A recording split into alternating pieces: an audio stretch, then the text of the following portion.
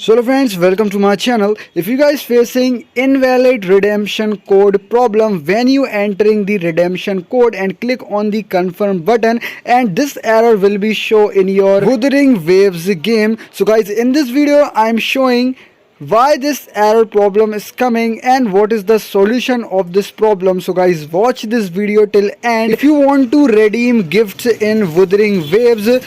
So guys, firstly you have to enter the right redemption code here, because many people entering the wrong redemption code and facing this type of invalid redemption code error. So guys, you have to enter the proper redemption code here, and after entering the redemption code you have to check the alphabets and the spelling of the redemption code, and after confirming it you have to click on the confirm button. If your redemption code will be right and written in perfect order, your redemption code is working. But if your redemption code is written in wrong way, so this error problem will be facing by you. So guys, I hope you understand what I'm saying in this video. If you guys having any other problem, you can comment me and try to solve your problem. So guys, I hope you understand what I'm saying.